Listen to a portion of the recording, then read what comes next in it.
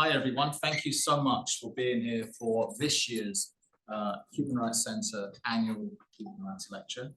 It's a vile night, it's been a violent day for the most part, weather-wise, of course. So thank you for making the journey onto campus, or at least staying on campus if you were here already. I am really hugely, I know it's a convention to say really hugely looking forward to this, but I am. And we also will have a reception with wine, alcohol. The university doesn't often offer alcohol, so there is alcohol. I have a needle. So yes, welcome again. Thank you so much. I'm going to make a few sort of comments about the talk, about the context for the talk, and then of course introduce the speaker, and then Kate will speak for half an hour, 35 minutes or so. There will be an opportunity for a question and answer. Please be as blunt and direct in your questions. Really looking forward to this. Okay, we are also recording this event. Is that correct? I think there are people joining us from no doubt all over the world. So good morning, good afternoon, and good evening, depending upon where you're joining us. Thank you. I'm really pleased for everyone. I've got a croaky voice. It's slightly embarrassing. The reason for my croaky voice was going to see my local football team play on Saturday, and I got a bit carried away with a bad referee. So I thought I'd share it with you, just to cut myself down to size. Okay, so 75th anniversary of the Universal Declaration of Human Rights is the backdrop, as it were, to our Human Rights Week program. Clearly, an incredibly significant moment. It's also a moment, of course, that raises all sorts of questions, particularly, of course, at the moment.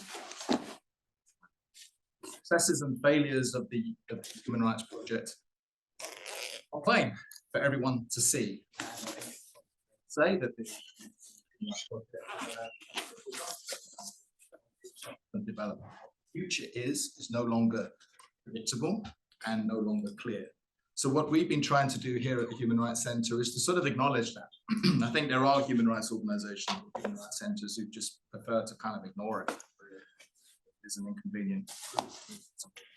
What we're trying to do is to acknowledge it and to engage with it with the expertise that we have. As you all know, world-leading expertise in terms of our research and our education.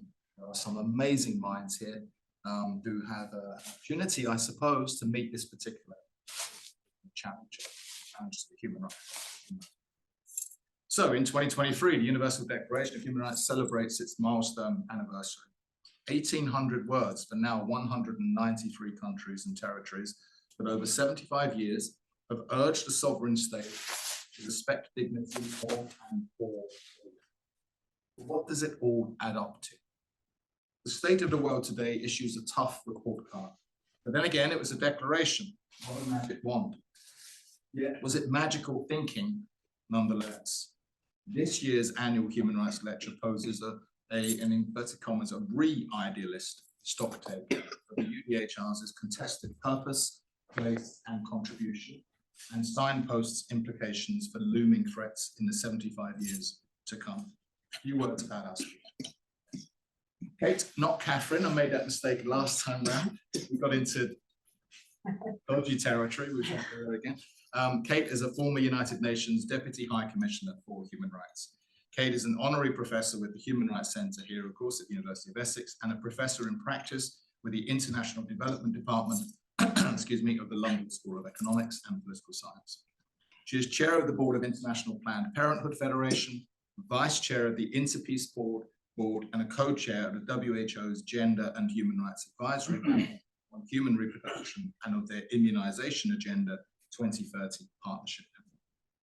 Until recently a fellow with Harvard University's Carr Center for Human Rights Policy, she was Assistant UN Secretary General and Deputy Executive Director for Programs of the UN Population Fund. It was also Executive Deputy Secretary General of Amnesty International, but started her career in Australia, working to combat violence against women and services. I'm sure I need no further introduction. I'm sure all of you want to join with me.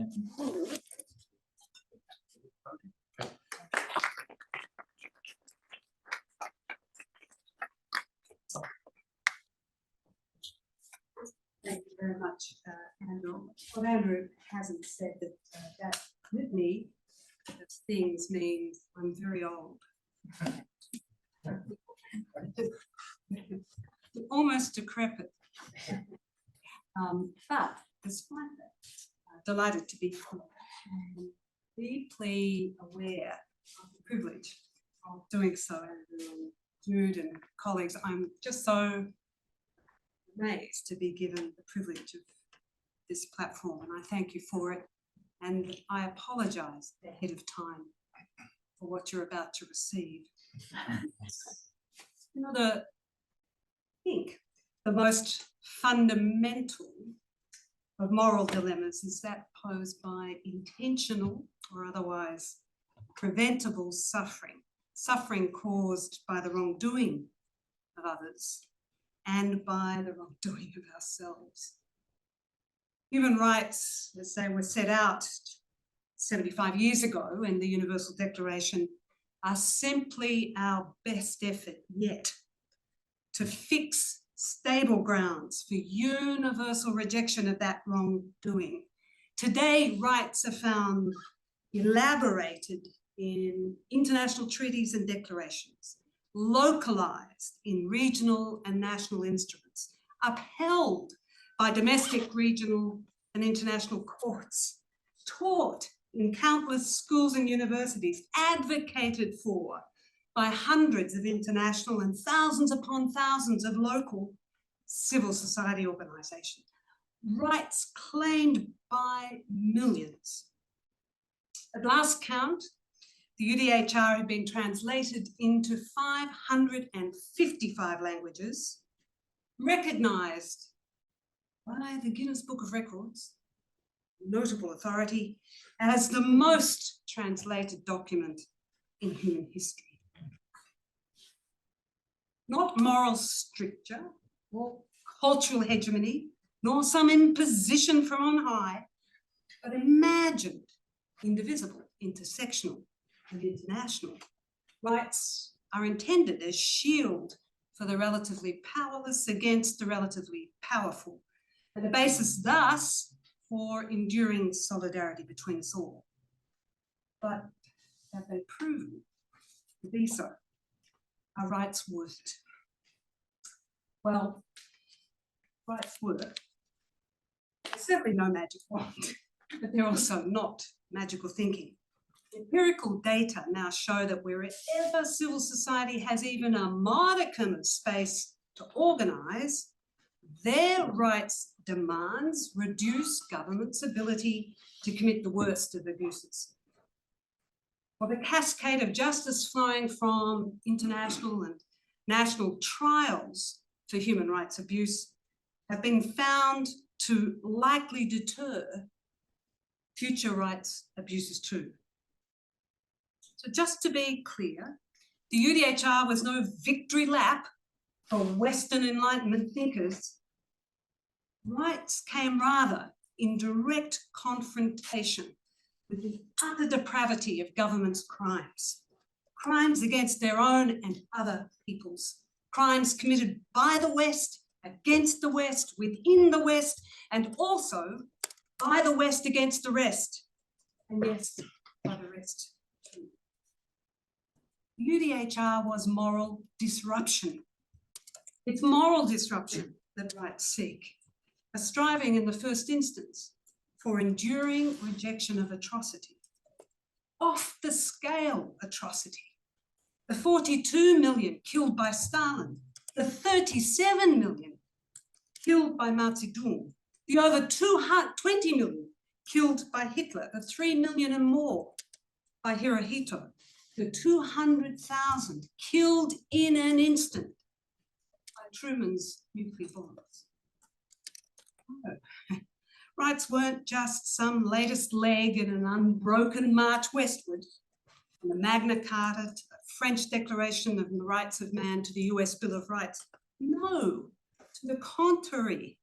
As Amartya Sen has explained, rights' core concepts, freedom, liberty, tolerance, equality, to be found in Buddhism, in Confucianism, in Mandarin, and Brahmin tradition in the tenets of India's 3rd century BCE Ashoka scrolls, in the 12th century West African notion of personhood, in the 18th century struggle of Haitian revolutionaries for their demands against slavery and colonization to be included in France's Rights Declaration, and the struggle too of their contemporary Olympe de Gouges to extend that instrument's shelter also to women.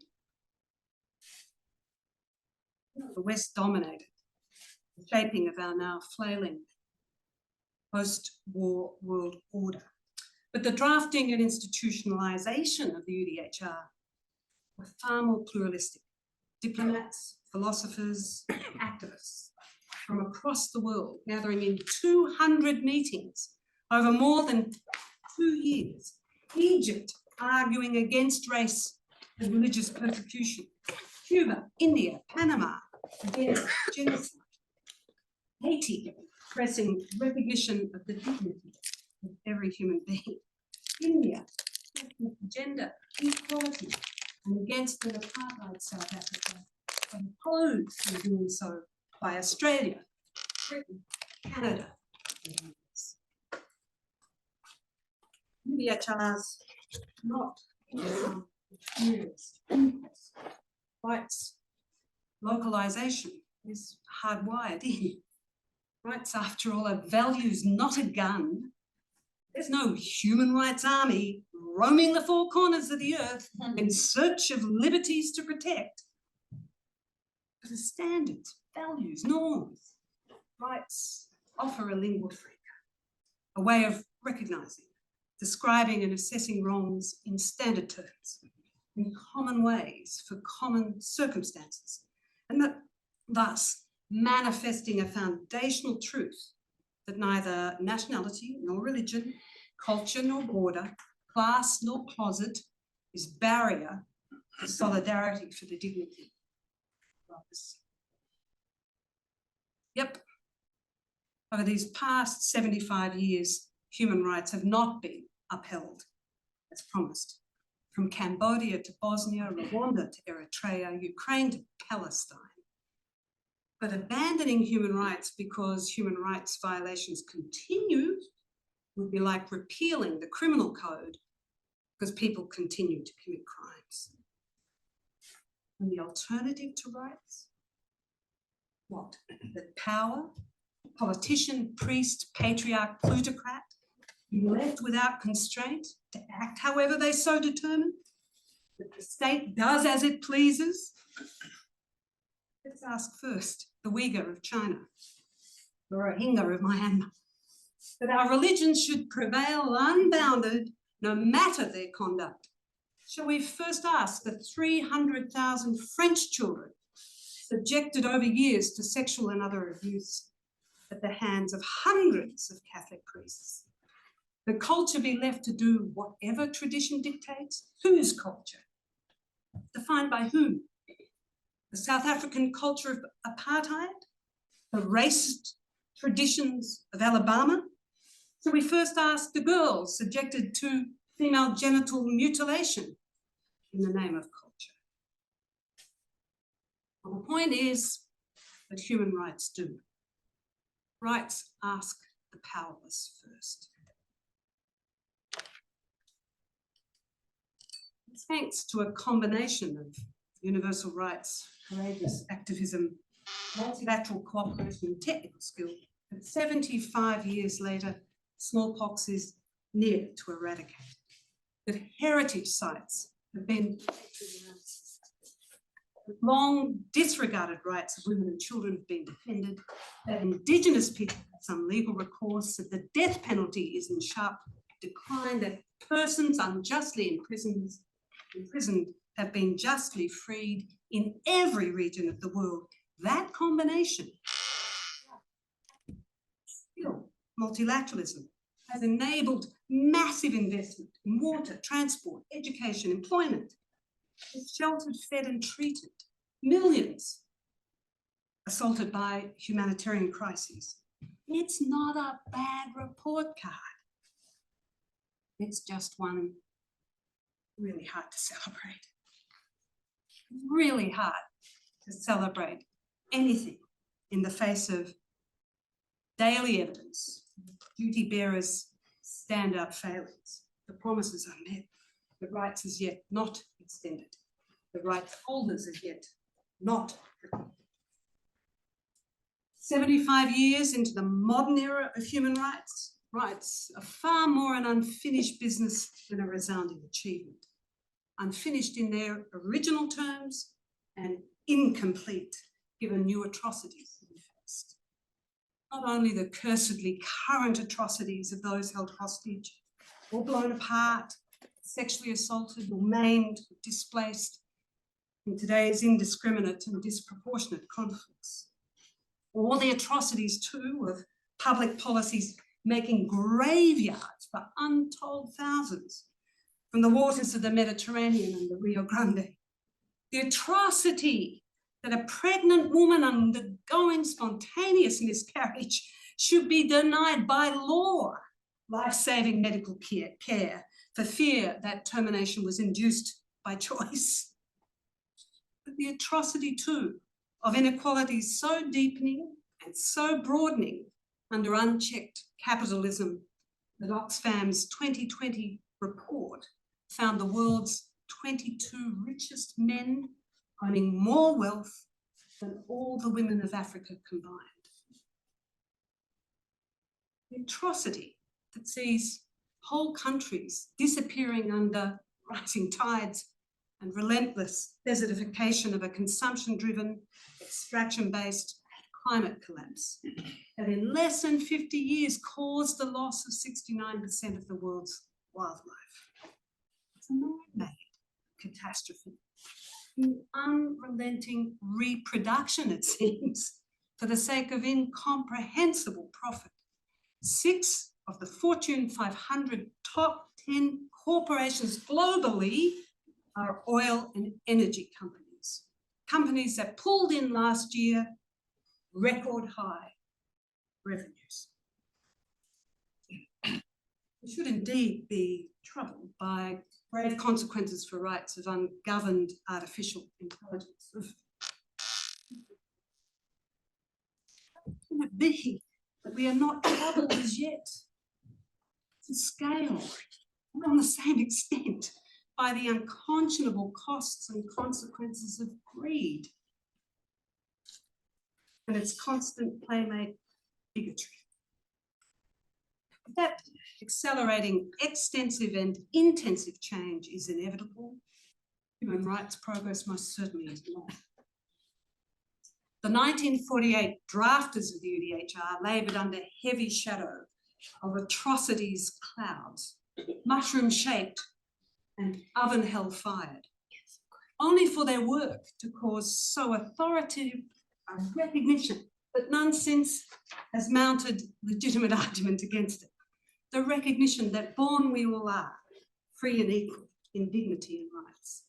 Yet 75 years later, those toxic shadows linger, some making their reappearance and more looming ahead, hovering heavy over the next 75 years. But the implication, I think, is not that we must draft once more.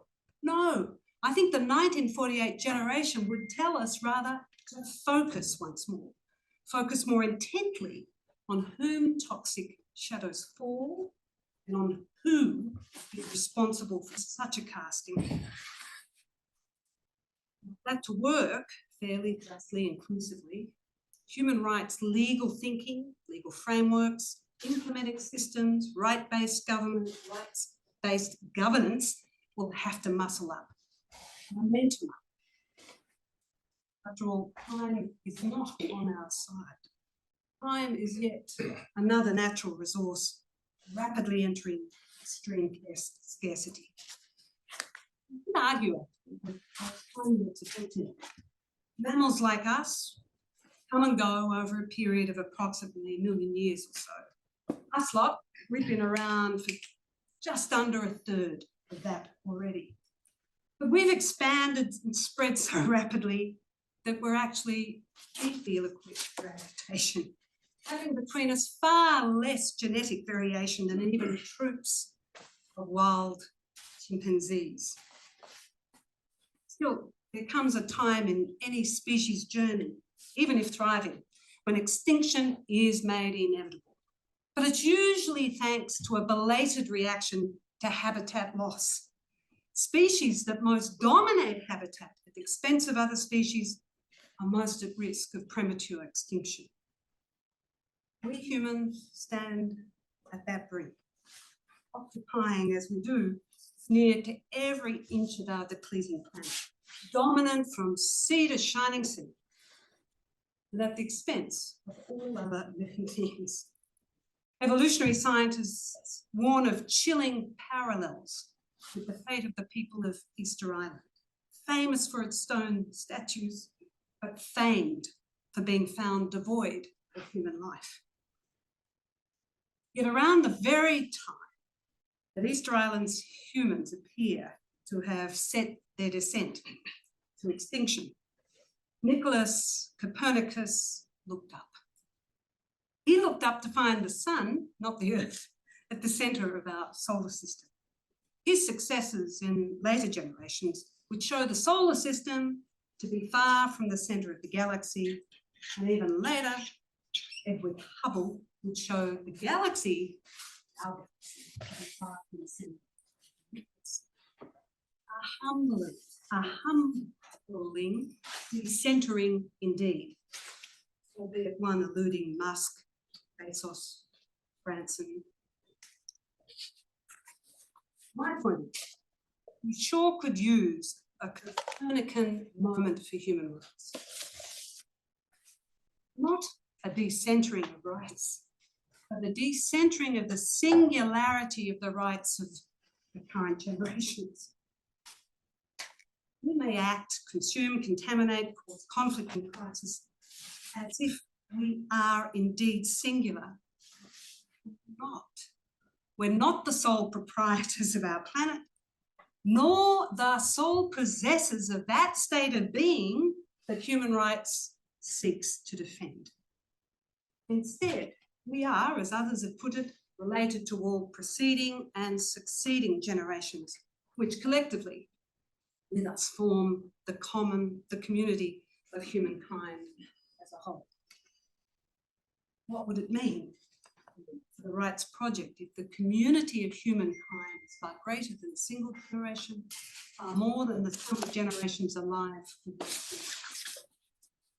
What are the implications if the rights that the UDHR ascribes to humanity involve commitments stretching out over time, not only over space? A temporality universality, not really spatial. Well, it's hardly novel to suggest human rights endure. Rights, after all, are timeless. And as Thomas Paine pointed out, the rights of all generations cannot be monopolised by any single generation. More recently, the president of the Inter-American Court of Human Rights put it this way: human solidarity manifests itself not only in a spatial dimension, that is, in the space shared by all the peoples of the world, but in a temporal dimension, among the generations who succeed each other in time, the past, the present, the future. Let's call the dominant human rights approach of these past 75 years intra-generational. Copernicus' turn would add focus on a neglected companion task, the intergenerational, and with it raise, I think, a demand for far greater scholarship, jurisprudential wisdom, and courageous activism to take human rights, therefore, not only outwards, but onwards, and not ahead only, back behind us. A campaign, if you like, not only to live rights right now, but to live rights forward and live rights back. It's a campaign for the UDHR's next 75 years, for arguably our species' most determinative decades as yet. Determinative because of our unsustainable planetary dominance. Determinative thus for our own survival and overwhelmingly so also for other species, although perhaps not so much for the cockroach or the saltwater alligator. That's a topic for another time. If we were to recenter the reach and relevance of rights over the broader temporal horizons, making a kind of 360-degree appraisal and engagement of rights, we might just unleash the fuller emancipatory power of rights and find that thanks to its stronger compass, we could chart a far better course away from this chaos, disorder, cruelty, and nihilism that our generations otherwise are manufacturing. We might find a different, more durable direction, one plotted for and by freedom and equality and dignity and rights between, not only within, generations. But these currently are but nascent ideas, hovering at the entrance of the rights compendium, sitting on the very frontiers of rights theory and application. Yet we've little time to waste to welcome them in the pole position. The first woman ever to preside over the International Court of Justice, Judge Rosalind Higgins, provides us the reassurance that situations cannot arise where there is no rule. Jurists, she has explained, have always got the tools to answer a particular problem, even if they can't pull out of the drawer a prior decision on that problem. The tools exist.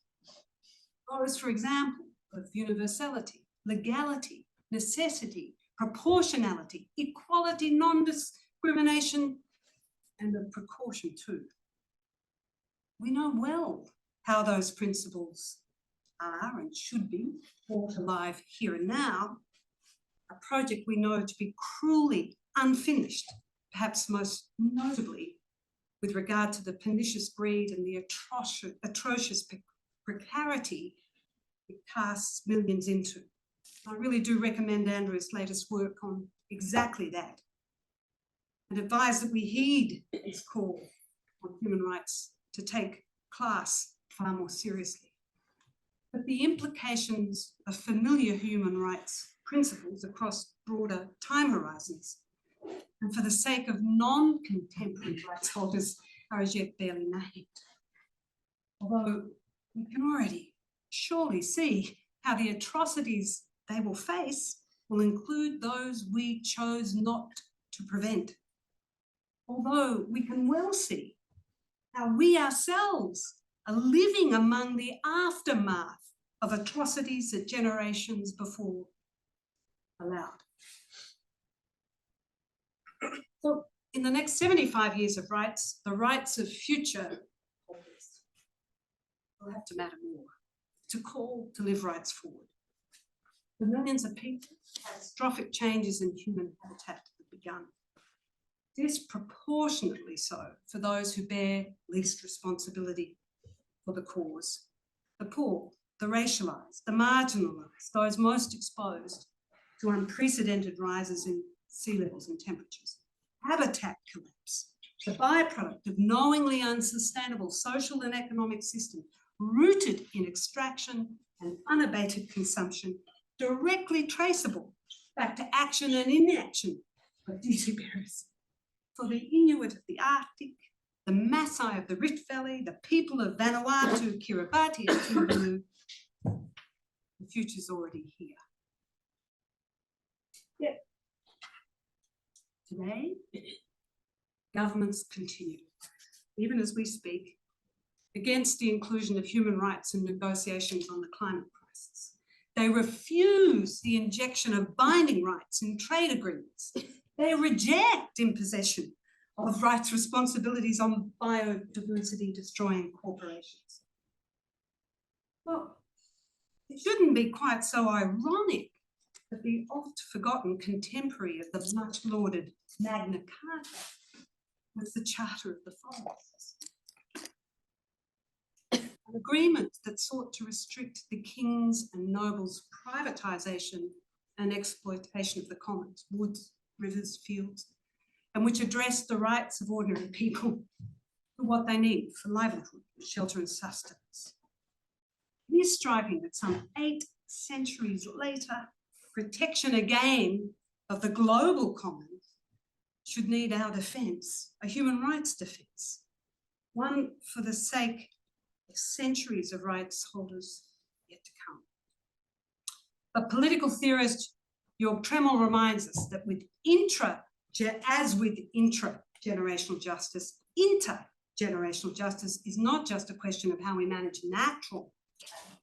It extends to stewardship of other capital held in common. Human capital, human-made capital, cultural capital, social capital, all engage the freedom and equality of future generations too, who, being underrepresented in our legal and political processes, are at an extreme disadvantage relative to us. And that's a project for the next 75 years. And it's a pressing task for the Academy too, to get to grips with the perspectives and tools, the legal and political, scientific and economic thinking on which robust intergenerational justice can be founded. And it's a challenge that we've got to meet early on in these next 75 years of rights, if our time theirs is to be rightfully served. Recognising that future generations are equal members of our moral community means many things for this generation. The key among them is recognition too of the equality claims of generations past. In the next 75 years, the rights of past holders will also have to matter more. That's a call to live rights back, to give rights back. In no small way, our generation's social, economic and political systems are legacies, inheritance, heritage, also of centuries of deprivation, discrimination, exploitation. Personal processes, but targeted directly against rights holders now past. Such practices ensured a concentration of unjust wealth that persists in countries of the West today, caused by the engineering of inequalities, by the dismantling and extracting of wealth from others, and by subjecting millions over centuries to enslavement and to colonisation. Under 4 centuries of enslavement alone, the rights of 19 million people were obliterated. Rights both of those Africans kidnapped and transported in chattel slavery, and of those then born into the most barbaric system of human bondage the world has ever seen. Africans en masse, reduced to the legal status of non-human, made property, commodity, real estate, their right to life extinguished, their very subsistence only at the pleasure of owners whose propriety over them was effectively without limit. It's a monstrous system of enrichment economy that laid fetid foundations for the global economic relations of today. Unbroken chains that bind us. To this day, descendants of enslaved people are disproportionately poorer, excluded, more marginalised, discriminated against, over-policed, underserved. Life expectancy significantly lower, and as the community of Caribbean states have explained, it's impossible to examine their present ecological crisis without recalling and understanding that their ancestors were not willing passengers on ships of dignity to this place. This year's groundbreaking Brattle report offers the first robust estimate of what reparations for 400 years of enslavement look like. It's a total of £103 trillion. It's a number that pales in dimension when you consider that the global north governments annually hand over at least 1.8 trillion annually in subsidies to industries implicated directly in the loss of the world's biodiversity. Nonetheless, skeptics claim the cost of reparations would overwhelm, diverting public funds from public services. Kings in fear offer no apology, but reap rewards still. Presidents ruminate, but do not rule. Prime ministers fear they too will lose their marbles. Yet, just reparations would strengthen health and education systems, stimulate jobs and innovation, foster sustainable economy in and for marginalised communities, addressing systemic inequalities and restoring dignity.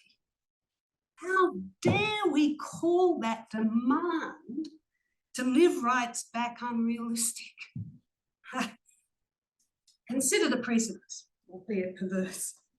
The monumental achievement of enslaved persons rebellion, Haiti, achieved its independence in 1804. But not without being made first to pay to its one-time coloniser, France, the equivalent today of $1.4 billion in compensation exclusively to the enslavers, a sum that took Haiti until the eve of World War II to pay off. A sum beyond doubt contributory to the parlous state of Haiti today. In Britain, it was a bank loan, the equivalent today of £17 billion in a loan taken out in 1833 to compensate, once again, not a single person enslaved, all recognised enslavers. A financial burden that took the British taxpayers, among them, of course, the Windrush generation and other descendants of enslaved persons, until 2015 to pay off. How much more unequal and unfair, disproportionate and arbitrary can our failures be to give rights back?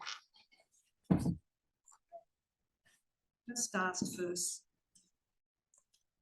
the world's Indigenous peoples. You know, a world of change is coupled with our failures to drive rights forward and outward. It makes for rights the next 75 years daunting, shrouded in great uncertainty. It's tough even to begin to imagine that something better than country or corporation or callous self-interest might be mobilised to remould our societies and to serve the interests of generations to come by resolving also the interests of those who have passed. But human rights requires it. It requires of each generation that it pass the world on in no worse a condition than it was received. It requires that if inheriting from a generation that failed to do just that, reparation must be made with urgency. Even costly to do. It means for the next 75 years, there's really tough human rights work ahead. It is and will be demanding of rights, but surely no more than was demanded 75 years ago. It does ask much of our generations too, but surely asking no more than was asked of the 1948 generations crouching in their world of destruction and devastation. It will demand again steely resolve and ironclad hope, but not only for our generations, for those yet to come. But not hope alone. Come on. It will demand courage. Courage for the unprecedented now, including the courage not to leave it to the exercise of courage in the future. But not just courage, principles. courageous adherence to the enduring principles of human rights for the dignity of us all, for the community of humankind, no matter when we are. Or, in the words of the poet Philip Black, of each other we should be kind, while there is still time. Time for rights, times for rights.